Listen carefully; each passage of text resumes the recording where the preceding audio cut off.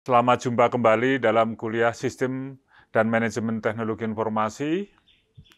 Kalau pada awalnya kita bicarakan apa itu teknologi informasi, kemudian manfaatnya di dalam berorganisasi, korporasi maupun kelembagaan, termasuk kreativitas-kreativitas dan inovasi-inovasi yang bisa mendisrupt kondisi sistem organisasi kita.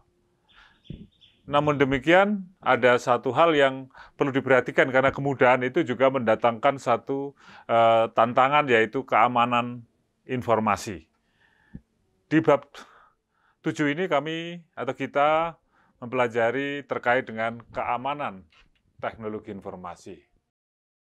Tujuan dari pembelajaran bab ini adalah kita ingin mendiskusikan terkait sistem keamanan informasi, kemudian permasalahan keamanan pribadi maupun organisasi, bahwa informasi masuk ke kita, masuk di dalam satu bagian dari suatu organisasi kecil, organisasi menengah, maupun organisasi besar. Kemudian mekanisme perlindungan keamanan pribadi maupun organisasi. Berikutnya adalah insiden keamanan informasi yang sering terjadi dalam kehidupan digital ini.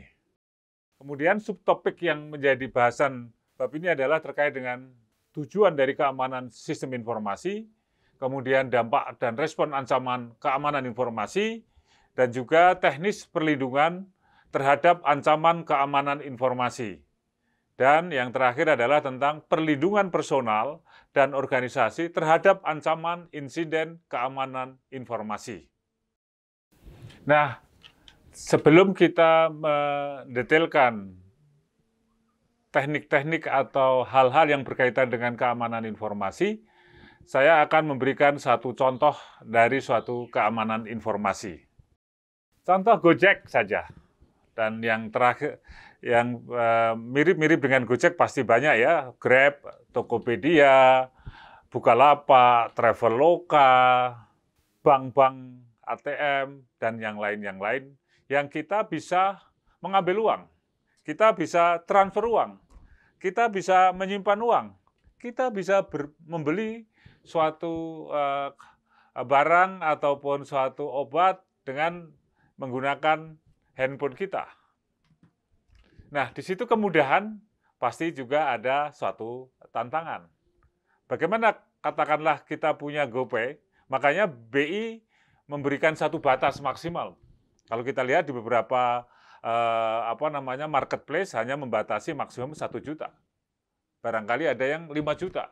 Karena di situ ada suatu kemudahan-kemudahan juga. Kita mengambil atau menghidupkan transaksi setelah kita mengetahui kunci dari masing-masing atau orang lain. Katakanlah dengan itu kita tahu PIN-nya, kita tahu password-nya, dan sebagainya, dan sebagainya. Nah, di situ kalau kita sudah bisa masuk, maka kita bisa ngambil data, ngambil uang, transfer uang, dan sebagainya.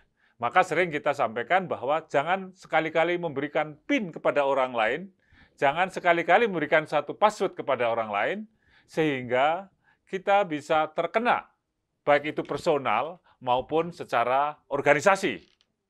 Sehingga dari akun, katakanlah kita GoPay ataupun Grab, bisa kehilangan uang. Nah, ini tentu saja akan memberikan pengalaman kita. Jangan bagikan kode OTP kita. Kemudian jangan tertarik dengan iming-iming hadiah. Banyak ini teman-teman saya kena hack, minta pulsa kek, atau bagaimana cara membeli pulsa kek, dan yang akhir-akhirnya kita dipancing untuk memberikan satu kode yang kita punya. Dan ini bisa dipakai untuk kepentingan-kepentingan akses data-data maupun aset-aset yang kita punya. Bisa juga ada modus gunakan atas nama Gojek untuk mendapatkan sesuatu. Kemudian bagaimana kita menggunakan PIN agar kita tetap aman, tetapi bisa dikelabui oleh orang lain. Ini yang harus hati-hati.